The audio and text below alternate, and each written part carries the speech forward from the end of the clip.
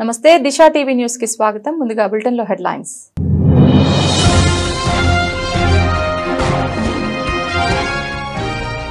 కోటిలోని Shri Chaitanya school ముందు విద్యార్థుల తల్లిదండ్రుల ఆందోళన.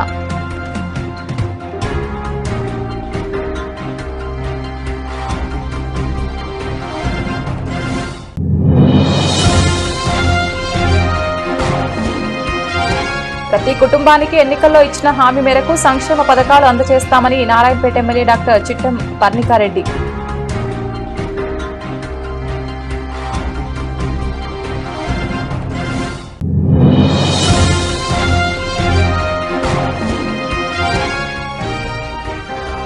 రైతులకు న్యాయం చేసే వరకు పోరాడుతాం కార్తిక్ రెడ్డి.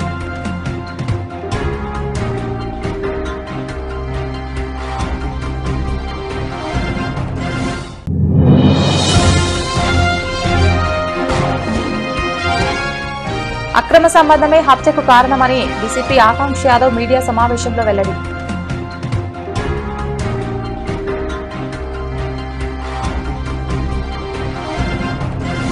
కోటిలోని శ్రీ చైతన్య స్కూల్ ముందు విద్యార్థుల తల్లిదండ్రుల ఆందోళన.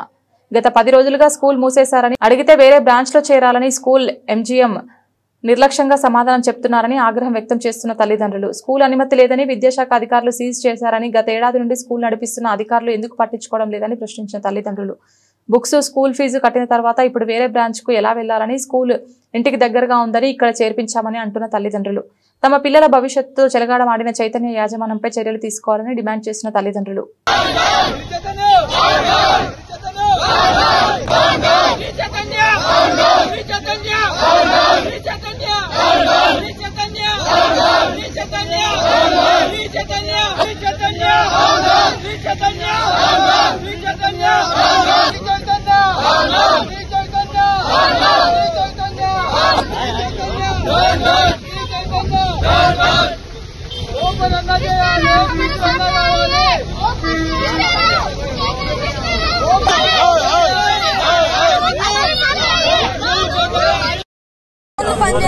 ఇంట్లోనేమో నెట్వర్క్ రావు.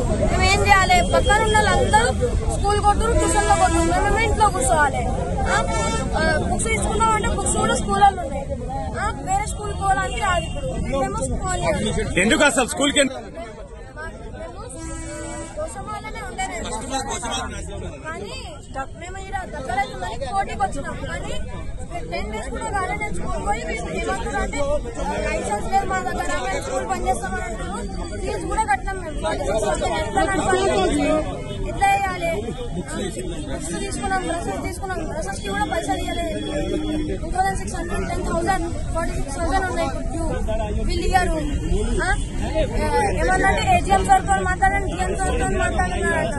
వాళ్ళతో మాట్లాడితే వాళ్ళేమో రెస్పాండ్ అయ్యారు. ఎన్ని కాల్స్ చేసినా వెళ్తారు.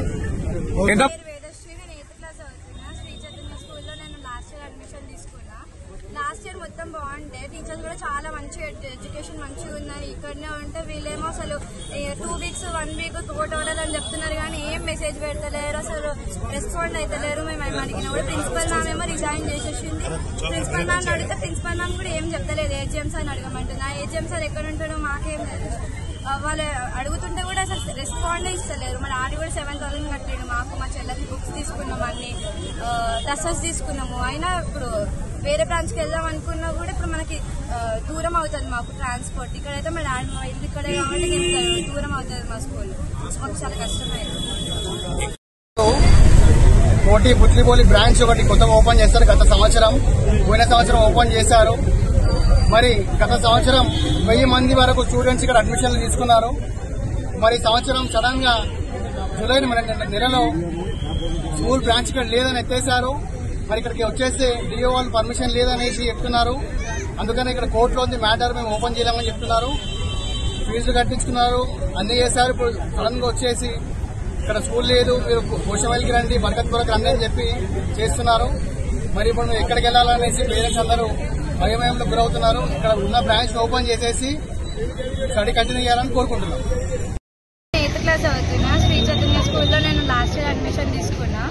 లాస్ట్ ఇయర్ మొత్తం బాగుండే, టీచర్స్ కూడా చాలా మంచిగా ఎడ్యుకేషన్ మంచిగా ఉందని ఇక్కడనే ఉంటే వీళ్ళేమో అసలు 2 weeks 1 week తోటోడలు అని చెప్తున్నారు కానీ ఏం మెసేజ్ పెడతలేరు, అసలు రెస్పాండ్ అవుతలేరు. మేము అడిగిన కూడా ప్రిన్సిపల్ మ్యామ్ ఏమో రిజైన్ చేసేసింది. ప్రిన్సిపల్ మ్యామ్ అడిగితే ప్రిన్సిపల్ మ్యామ్ కూడా ఏం చెప్తలేదు, ఏజిఎం సార్ అడగమంటున్నా. ఏజిఎం సార్ ఎక్కడ ఉంటాడో మాకేం తెలుసు. వాళ్ళు అడుగుతుంటే కూడా అసలు రెస్పాండే ఇస్తలేరు. మా డాడీ కూడా 7,000 కట్టిండు మాకు, మా చెల్లకి బుక్స్ తీసుకున్నాము, అన్ని డ్రెస్సెస్ తీసుకున్నాము. అయినా ఇప్పుడు వేరే బ్రాంచ్కి వెళ్దాం అనుకున్నా కూడా ఇప్పుడు మనకి దూరం అవుతుంది మాకు ట్రాన్స్పోర్ట్. ఇక్కడైతే మా డాడీ మా ఇంటి ఇక్కడే కాబట్టి చెప్తారు, దూరం అవుతుంది మా స్కూల్, మాకు చాలా కష్టమైతుంది. నారాయణపేట నియోజకవర్గంలో ప్రతి కుటుంబానికి ఎన్నికల్లో ఇచ్చిన హామీ మేరకు సంక్షేమ పథకాలు అందజేస్తామని నారాయణపేట ఎమ్మెల్యే డాక్టర్ చిట్టం పర్ణికారెడ్డి అన్నారు. మంగళవారం నారాయణపేట జిల్లా కేంద్రంలోని సివిఆర్ భవన్లో నియోజకవర్గంలోని మరికల్, తవ్వాడ, దామరగిద్ద, నారాయణపేట మండలం మరియు టౌన్ కు చెందిన సుమారు 75 మంది లబ్ధిదారులకు సీఎం రిలీఫ్ ఫండ్ చెక్కులను పంపిణీ చేశారు. ఈ సందర్భంగా ఎమ్మెల్యే మాట్లాడుతూ అధికారంలోకి వచ్చి 2 ఏళ్లలో రైతులకు అనేక సంక్షేమ పథకాలు అందజేశామన్నారు.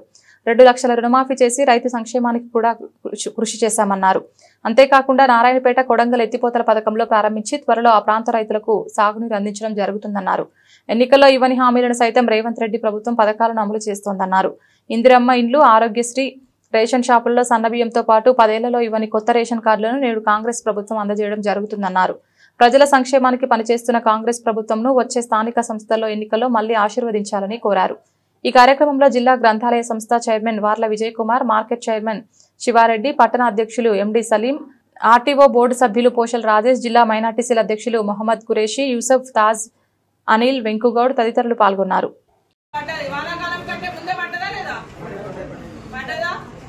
మరి దీంతో పాటు రైతు రుణమాఫీ కానివ్వండి, 500 గ్యాస్ సిలిండర్ కానివ్వండి, 5 లక్షల నుంచి 10 లక్షలు రాజీవ్ ఆరోగ్యశ్రీ కానివ్వండి, ఈ రోజు మన నారాయణపేటకి నీళ్ళు కానివ్వండి, నారాయణపేట కొడంగల్ ఎత్తిపోతల పథకం ద్వారా నీళ్ళు కానివ్వండి, ప్రతి ఒక్క పని ప్రజల కోసం ఆలోచించి ముందుకెళ్తున్నాం. మీ అందరి సహకారం ఉండాలని ఒకటే అడగడానికి మీతో మాట్లాడుతా అన్నా. మరి ఇవన్నీ చేస్తున్నందుకు ఇప్పుడు ఇందిరమ్మ ఇల్లులు, కొత్త రేషన్ కార్డులు అన్ని స్టార్ట్ అయినాయా? ఇప్పుడు అందరికి ఒకటేసారి ఇవ్వలేము కాదు, కొన్ని కొన్ని ఇచ్చుకుంటూ పోతున్నాం ఊరూరికి. తప్పకుండా ఇందిరమ్మ ఇల్లులు వచ్చే ఇంకా 3.5 సంవత్సరాలు ఉంది, ఉంటాయి కదా, 3.5 సంవత్సరాలు. 3.5 సంవత్సరాల్లో ప్రతి గ్రామంలో అందరికి వచ్చే విధంగానే ప్రయత్నిస్తాను కూడా మళ్ళొకసారి మీ అందరికి తెలియజేస్తూ, దీంతో పాటు రేషన్ కార్డులు కూడా నిన్న ముఖ్యమంత్రి గారు స్టార్ట్ చేసి చూసిండ్రు, కానీ అంతకు ముందే చాలా మంది అయిపోయినాయి. కొత్త రేషన్ కార్డుల పేర్లు ఎక్కినాయి, రేషన్లు కూడా తీసుకున్నారు చాలా మంది. సో ఇవన్నీ ఏవైతే 10 సంవత్సరాలుగా మీరు ఎదురు చూస్తున్న పథకాలు, రేషన్ కార్డు, ఇల్లు, ఈ రెండే మాట్లాడిండ్రు. ఎప్పుడు కూడా ఇంకేం మాట్లాడలేదు, అవునా? ఎలక్షన్ టైం నేను వచ్చినప్పుడు ఈ రెండే అడిగిండ్రు. మరి అవి ఇప్పుడు కాంగ్రెస్ ప్రభుత్వం కానివ్వండి, మన ముఖ్యమంత్రి గారు రేవంత్ రెడ్డి గారు కానివ్వండి, అన్ని ఒకటి పథకం అమలు చేసుకుంటూ వస్తుంది. మీ నుంచి నేను కోరేది ఒకటే, కోరొచ్చా కోరొద్దా? అడగనా? ఏం అడుగుతావు అని ఆలోచిస్తున్నా. ఏం అడగ, పైసలు వద్దే వద్దు నాకు, కానీ మీ ప్రేమ, మీ ఆశీర్వాదం ఉంటే చాలు. ఇస్తారా ఇయ్యరా? మీకోసం ఇప్పుడు మొయినాబాద్ మున్సిపల్ పరిధిలోని ఎన్కేపల్లి గ్రామ పరిధిలో భూబాధితులను పరామర్శించిన బీఆర్ఎస్ నాయకులు కార్తిక్ రెడ్డి. ఎన్కేపల్లి గ్రామంలో సర్వే నెంబర్ 180లో ఉన్న 99.14 గుంటల భూమిని రైతులు 70 సంవత్సరాలుగా సాగు చేసుకుంటూ జీవనం సాగిస్తున్నారు. ఈ భూములను ప్రభుత్వం అక్రమంగా లాక్కుంటుందని అన్నారు. బీఆర్ఎస్ నాయకులు కార్తిక్ రెడ్డి మాట్లాడుతూ రైతులను వేధించడమే లక్ష్యంగా రేవంత్ రెడ్డి ప్రభుత్వం వ్యవహరిస్తోంది. కోకాపేటలో ఉన్న గోశాలను ఎన్కేపల్లి భూములకు తరలించి కోకాపేట భూములను వేలం వేసి 100 కోట్లకు అమ్ముకోవడానికి ప్రయత్నం వేసిన పన్నాగం. రైతులకు న్యాయం జరిగే వరకు రైతులకు అండగా ఉంటామని, రైతుల పోరాటానికి అండగా ఉంటామని అన్నారు. అధికారంలోకి వచ్చినప్పటి నుంచి రెడీ ఉందా?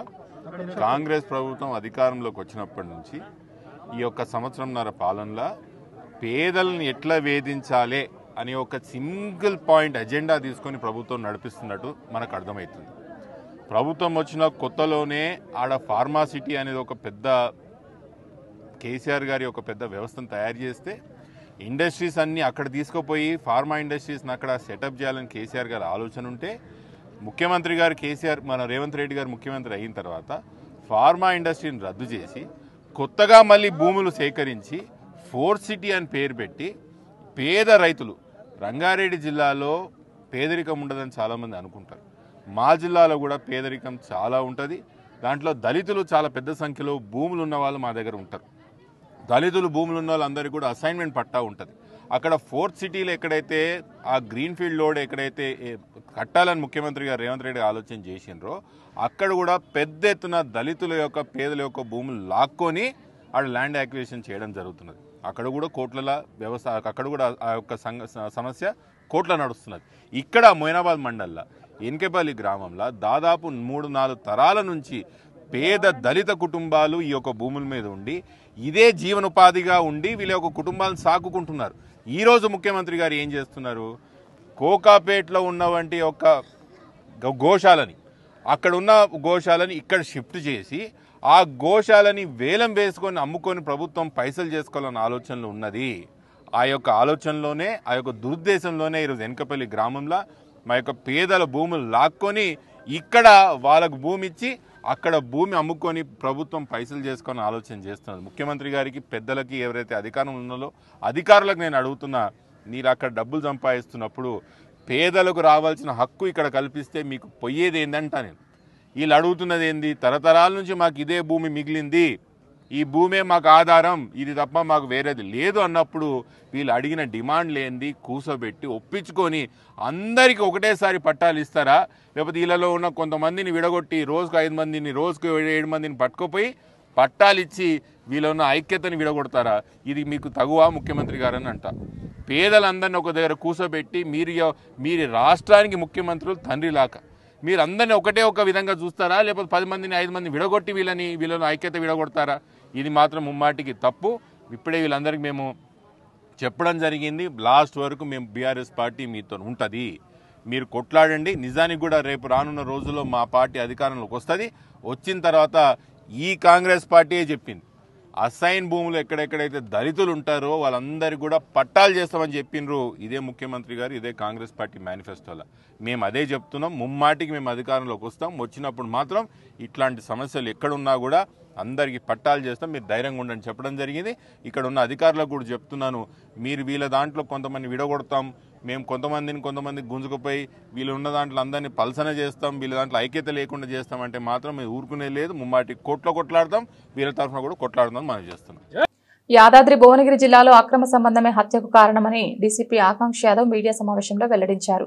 ఈ నెల 13న కాటేపల్లి గ్రామ శివారులో జరిగిన వస్తువుల స్వామి హత్య కేసును ఛేదించిన పోలీసులు మృతుడు స్వామి హత్యలో నిందితులు గుంటి సాయి కుమార్, భార్య వస్తుపుల స్వాతి, బావమర్ది పొట్టెపాక మహేష్లు అరెస్ట్ చేసిన యాదవుట పోలీసులు మరో వ్యక్తి పరారి. వారి నుండి 4 మొబైల్ ఫోన్లు, ఒక హోండా షైన్ బైక్ స్వాధీనం.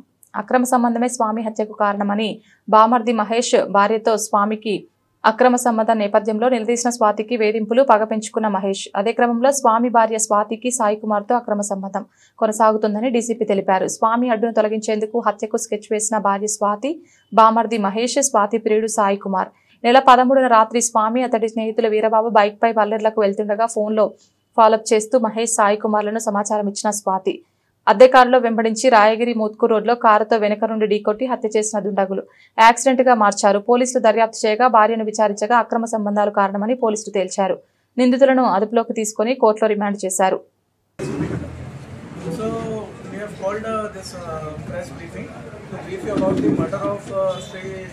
Vastapula Swami, resident of Palera village.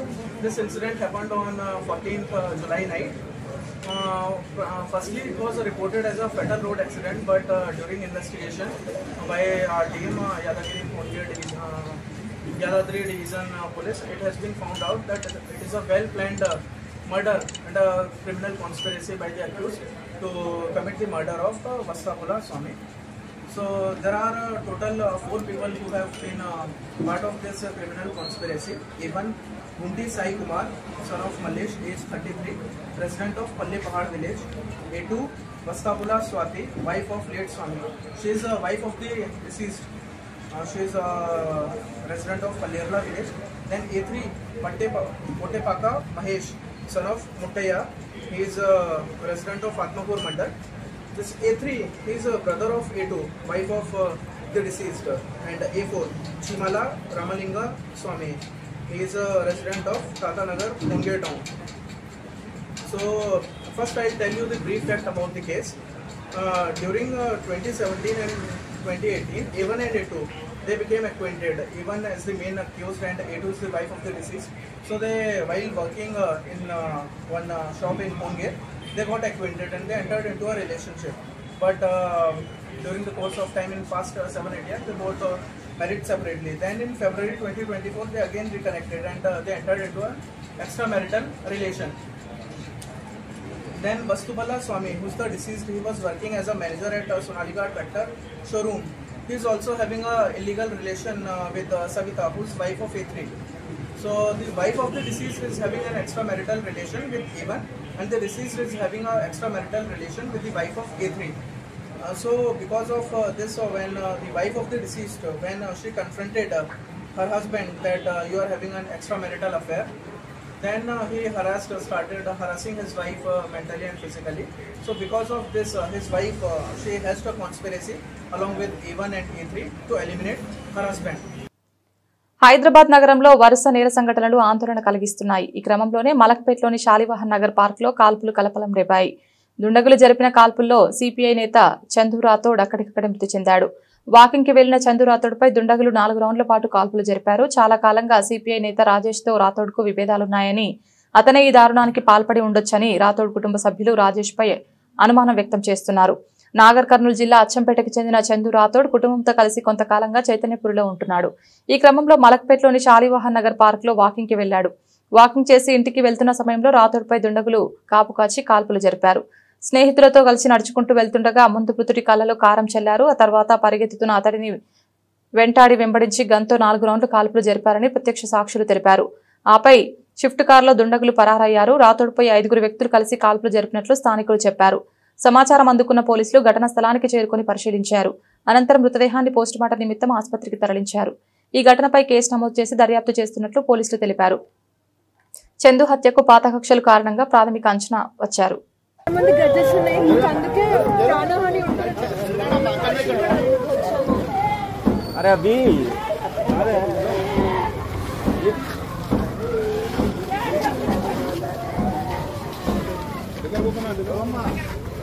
మాకు చెప్పేది అయ్యా మా పెద్ద మనిషి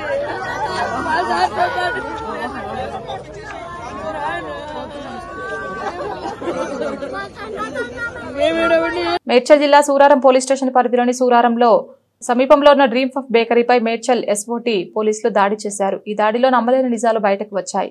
వారు ఉపయోగించే కేక్స్, బ్రెడ్స్ లలో కాలం చెల్లిన వాటిని ఉపయోగిస్తున్నారు. ఎస్ఓటీ పోలీసులు వారి దగ్గర నుండి వివిధ కాలం చెల్లిన వస్తువులు, వెనిలా పౌడర్ 4 యూనిట్లు, మిల్క్ ఫ్లేవర్ 2 యూనిట్లు, flavouring agent 1 bottle, synthetic colour కేకులు 39.5 కిలోలు బన్స్ స్వాధీనం చేసుకున్నారు.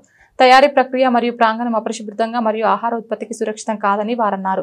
అదేవిధంగా కాలం చెల్లిన పదార్థాలను కేక్స్, బ్రెడ్స్, ఇతర బేకరీ ఐటమ్స్లలో వాడుతున్నారని, ఫుడ్ లైసెన్స్ లేకపోవడం, కార్మిక లైసెన్స్ లేకపోవడం, పూర్తిగా బేకరీ చట్ట విరుద్ధంగా ఆహార ఉత్పత్తులు తయారు చేస్తోందని మేడ్చల్ ఎస్ఓటీసీఏ తెలిపారు. బేకరీల నయాదందా మొదలుపెట్టారు. కాలం చెల్లిన వస్తువులతో బేకరీ ఐటమ్స్ తయారు చేసి ప్రజల ప్రాణాలతో చెలగాటమాడుతున్నారు. బేకరీ పైన ఎస్ఓటీ పోలీసులు కేసు నమోదు చేశారు. ఈ తనిఖీలలో మేడ్చల్ ఎస్ఓటీ టీం పాల్గొన్నారు.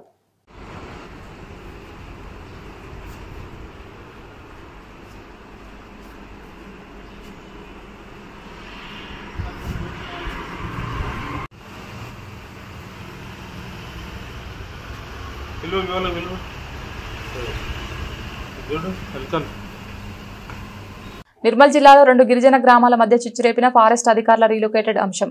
కడెం మండలం నచ్చన్ ఎల్లాపూర్ గ్రామ పంచాయతీ పరిధిలోని గోండుగూడ శివారులో మైసంపేట గ్రామస్తులకు పునరావాస పథకం కింద పట్టాలు ఇచ్చే ప్రయత్నం చేసిన అటవీశాఖ అధికారులను అడ్డుకున్న గోండుగూడ గిరిజనులు. భారీగా మోహరించిన పోలీసులు, అటవీశాఖ అధికారులు. 2 గ్రామాల గిరిజనుల మధ్య ఉద్రిక్తత. మా భూములు వాళ్లకు ఎలా ఇస్తారని, మాకు న్యాయం చేయాలని గోండుగూడ గ్రామస్తుల డిమాండ్. గత 30 సంవత్సరాల నుంచి మేము ఈ భూమి పైన పోరాడుతున్నాం. మా తాత ముత్తాల నుంచి మేము పోరాడుతున్నాము. కాబట్టి మాకు ఇక్కడ మైసంపేట వాళ్ళు, రాంపూర్ వాళ్ళని తీసుకొచ్చి ఈ భూమిని వాళ్లకు సర్వే చేయడం జరిగింది. అయితే మేము గత సంవత్సరాల నుంచి మేము పోడు చేస్తూనే ఉన్నాం. ఇక్కడ పంటలు కూడా సాగు చేస్తున్నాం. కానీ మాకు ఎటువంటి న్యాయం చేస్తలేరు. ఎవరు కూడా ఏ అధికారి దగ్గరికి వెళ్ళినా మాకు ఎటువంటి న్యాయం చేస్తలేరు. కాబట్టి మేము ఇక్కడ మా పోరాటాన్ని కొనసాగుతున్నాం. ఎంతమంది అధికారులు వచ్చినా ఇక్కడికే మాకు న్యాయం చేయాలి. మేము భూమి పోరాటం మేము పానం పోయే వరకు మేము ఈ భూమిని వదిలేయం. సచ్చిన బతికినా ఈ భూమిని వదిలేయం. వాళ్ళకి పట్టాలు ఇచ్చినా కూడా మేము వదిలేయం. రంగారెడ్డి జిల్లా మహేశ్వరం ప్రభుత్వ మహాత్మా జ్యోతిబా పులే మోడల్ స్కూల్ స్థలదాత డాక్టర్ యాదయ్య గౌడ్ వర్ధంతి సందర్భంగా మాజీ హోంమంత్రి దేవేందర్ గౌడ్ అన్న యాదవ్ గౌడ్ విగ్రహాన్ని ఆవిష్కరించిన మాజీ హోంమంత్రి మాజీ ఎంపీ దేవేందర్ గౌడ్ వారి కుటుంబ సభ్యులు పూలతో ఘన స్వాగతం పలికిన విద్యార్థులు మా తుక్కుగూడ పరిధిలో బీసీ విద్యార్థులకు న్యాయం చేయాలనే ఉద్దేశంతో మా టీడీపీ ప్రభుత్వ హయాంలో అప్పట్లో Chandrababu CM BC welfare school కోసం ప్రతిపాదన చేసిన వెంటనే చంద్రబాబు ఓకే చేశారు. కానీ ల్యాండ్ లేకుండే మా కుటుంబం చదువు కోసం బడి కోసం చాలా కష్టపడ్డాం. ఆ బాధ ఈ చుట్టుపక్కల వారికి ఉండకూడదని 10 ఎకరాల సొంత స్థలం బీసీ వెల్ఫేర్ స్కూల్ కోసం ఇచ్చాం. ఇప్పుడు ఈ ల్యాండ్ విలువ 20 కోట్లు. ఇంకా ఈ స్కూల్ కోసం మాకు చేతనైనంత చేస్తాం. 10 లక్షల రూపాయలు చెక్ పాఠశాల విద్యార్థుల కొరకు అన్న యాదయ్య గౌడ్ కుమారుడు కిషోర్ కుమార్ ఇచ్చారు. అత్యంత ప్రతిభ కనపరిచిన విద్యార్థుల ప్రోత్సాహం కొరకు ఈ నగదు ఉపయోగపడుతుంది. పాఠశాలలో విద్యార్థులకు మంచినీటి సదుపాయం కొరకు ఆర్ఓ ప్లాంట్ సైతం ఇస్తామని తెలిపారు. అలాగే స్కూల్ అప్రోచ్ రోడ్ అడవి శాఖ పరిధిలో ఉండడం వలన రోడ్ ప్రాబ్లం ఉంది. దాన్ని కూడా ప్రభుత్వంతో మాట్లాడి పరిష్కరిస్తాం. స్కూల్లో ఆట స్థలంలో అనేక స్పోర్ట్స్ కార్యక్రమాలు కల్పిస్తామని అన్నారు. వివిధ రంగాల్లో ప్రతిభ కనపరిచిన విద్యార్థులకు మెడల్స్, నగదు ప్రోత్సాహం అందించారు. I was so depressed at the time. Immediate next day a phone వచ్చింది నాకు. అది అయితే మాది ఉన్న ల్యాండ్ ఉంది, నేను ఇచ్చేసేస్తా అని చెప్పి 10 ఎకరాలు ఇచ్చేసాను. Today's value you may not be knowing that 200 crores is దీని వాల్యూ. నేను ఎందుకు ఈ విషయం చెప్తున్నానంటే you are studying in a big school. ఆ విధమైనటువంటి ఒక విధంగా కష్టపడి చేసుకోవాల్సిన అవసరం ఉంది అని చెప్పి తెలియజేసుకుంటూ నేను ప్రిన్సిపల్ గారిని ఇక్కడ ఉన్న పెద్దలను అందరినీ కూడా రిక్వెస్ట్ చేస్తున్నాను. ఇంకా ఏ ఫెసిలిటీ కావాలన్నా డోంట్ హెజిటేట్. పొన్నం ప్రభాకర్ కానీ అందరూ ఏది బీసీ మినిస్టర్స్ ఉన్నా 94లో I was also BC minister. First క్యాబినెట్లో ఎన్టీఆర్ క్యాబినెట్లో 3 మినిస్ట్రీలలో అదొక మినిస్ట్రీ నా వెంబడి ఉండే.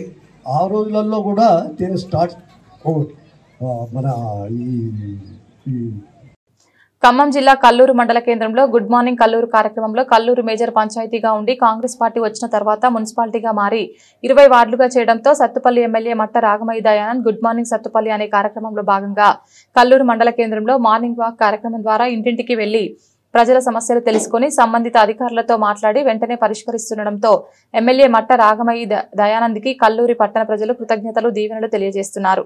మొట్టమొదటిసారిగా ఈ విధంగా ప్రజల దగ్గరికి వెళ్లి వారు కష్టసుఖాలు తెలుసుకోవడంతో ప్రజలు ఆనందాన్ని వ్యక్తపరుస్తున్నారు. ఈ కార్యక్రమంలో కల్లూరు ఏఎంసీ చైర్మన్ భాగం నీరజ, అధికారులు, కాంగ్రెస్ నాయకులు, కార్యకర్తలు, ప్రజలు పాల్గొన్నారు.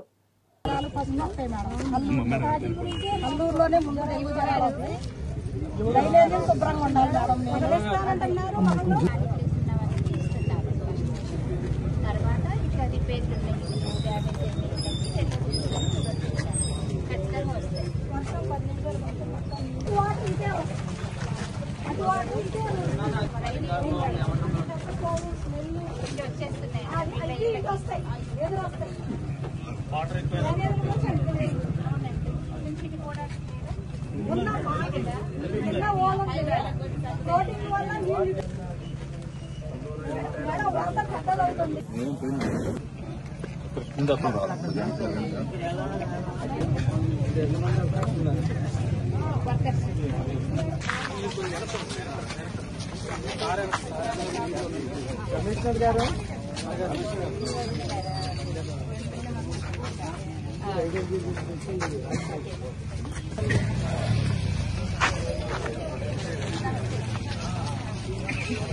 నమస్తే అండి. నమస్తే అమ్మా.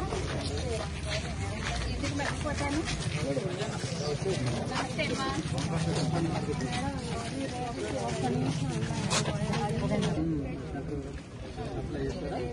కనీసం ఆధారం లేదు. దాన్ని బట్టి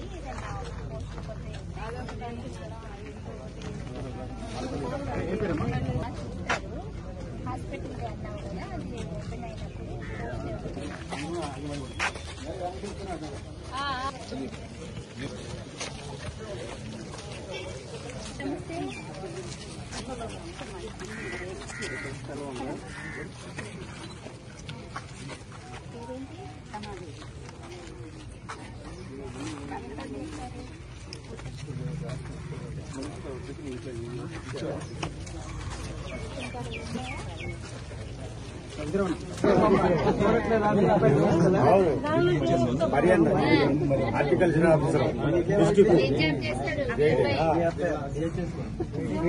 నల్గొండ జిల్లా దేవరకొండ మండలం ముదిగొండలోని ఎస్టీ బాలికల గురుకుల హాస్టల్లో విషాహార ఘటనపై జాతీయ బీసీ దళ అధ్యక్షుడు న్యాయవాది దుండ్ర కుమారస్వామి రాష్ట్ర మానవ హక్కుల కమిషన్లో ఫిర్యాదు చేశారు.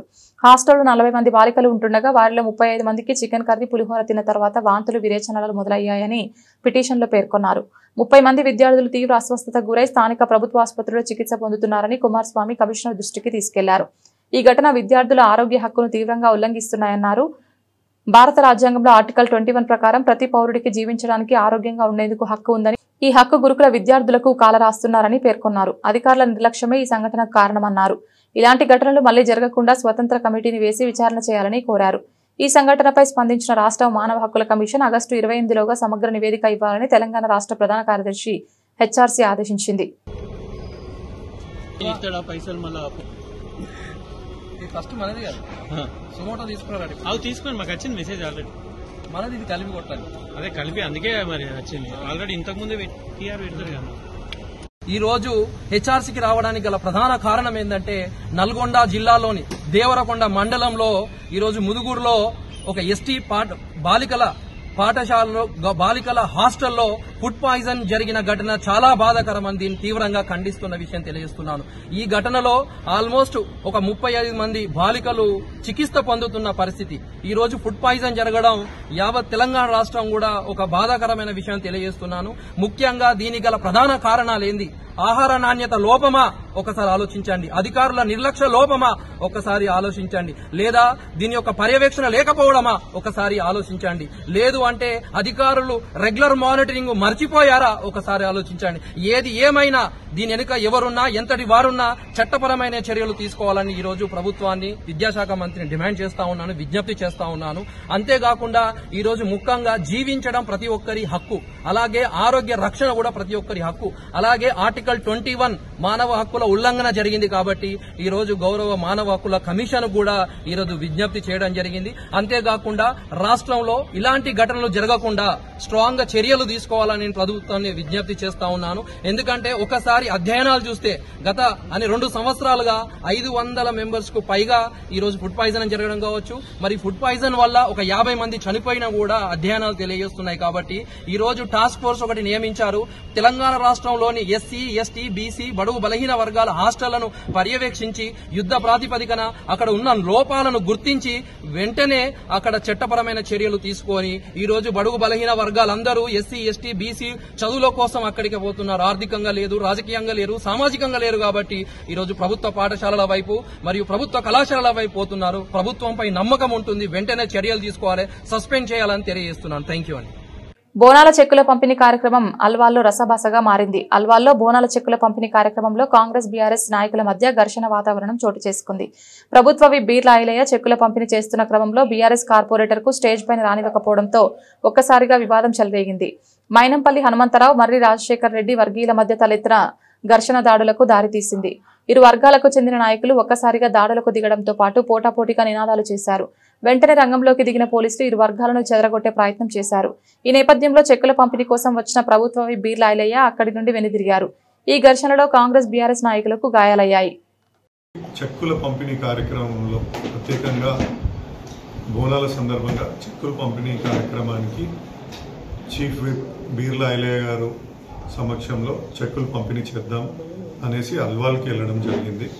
కానీ అక్కడ ఇవాళ కాంగ్రెస్ పార్టీ కార్యకర్తలు, నాయకులు మా పైన దౌర్జన్యము చేసి బెదిరించి కొట్టడము, ఇష్టం నానా రీతిగా ప్రవర్తించడం జరిగింది. ఇలా కనీసం నేను ప్రభుత్వాన్ని అడుగుతున్నా, ఇవాళ ఒక కార్పొరేటర్లకు, ఒక ఎమ్మెల్యేకు కనీసం మర్యాద ఇచ్చి కూర్చోబెట్టి ఒక ప్రోటోకాల్ కూడా చేయలేని పరిస్థితిలో కాంగ్రెస్ ప్రభుత్వం ఉందా అని నేను అడుగుతున్నాను. ఎందుకు చెప్తున్నానంటే ఇలా మహిళా కార్పొరేటర్లను చూడకుండా కూడా వాళ్ళ చేయలను మెలిపెట్టి వాళ్ళను ఆ విధంగా హింసించడం అనేది నిజంగా చాలా నాకైతే విచిత్రంగా. ఎందుకంటే ఒక ప్రజాస్వామ్యంలో ప్రజాస్వామ్యబద్ధంగా మనం వ్యవహరించాల్సింది పోయి దౌర్జన్యాలకు తెగబడడం అనేది నేను ఇది మొదటిసారి చూస్తున్నా. ఇట్లాంటిది నాకైతే అర్థమవుతలేదు. ఇంకా మేము అడుగుతున్నాం ఏంటంటే ఇలా 69 లక్షల రూపాయలు మన కాన్స్టిట్యుయెన్సీ మల్కాజ్గిరి కాన్స్టిట్యుయెన్సీకి మన చెక్కుల రూపంలో అమ్మవార్లకు వస్తుంది. నేనేమంటున్నా, వేరే కాన్స్టిట్యుయెన్సీలను చూడండి.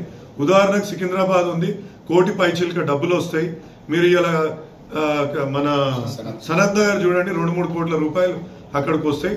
మనది ఇంకా కొట్లాడితే ప్రభుత్వంతో పోరాడి మీరు అదొక 69 లక్షలని 2 కోట్ల రూపాయలను తెచ్చి ఇలా మన ఆలయాల అభివృద్ధికి ఇలా బోనాలు ఘనంగా జరుపుకునే విధంగా మీరు చేయాల్సింది పోయి మా మీద దౌర్జన్యం చేస్తే మీకు ఏమొస్తుంది అనేసి మీ ముఖంగా ఇలా మా మీడియా మిత్రుల ముఖంగా అడగాలని అనుకుంటున్నా. ఇవాళ ఇది మంచి పద్ధతి కాదు. ఇలా మేమైతే పోరాటం చేస్తాం తప్పకుండా. ఇది బులెటిన్ ముగించే ముందు హెడ్లైన్స్ మరొకసారి.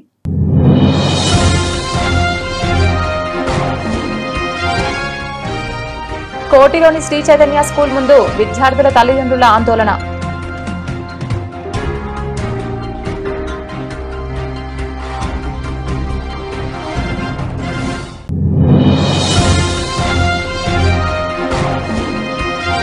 ప్రతి కుటుంబానికి ఎన్నికల్లో ఇచ్చిన హామీ మేరకు సంక్షేమ పథకాలు అందజేస్తామని నారాయణపేట ఎమ్మెల్యే డాక్టర్ చిట్టం పర్ణికారెడ్డి.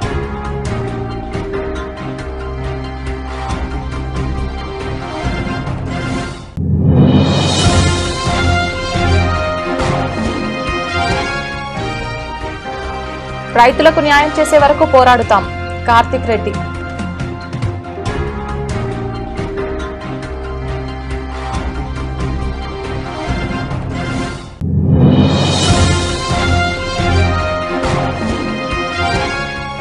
అక్రమ సంబంధమే హత్యకు కారణమని డీసీపీ ఆకాంక్ష యాదవ్ మీడియా సమావేశంలో వెల్లడి.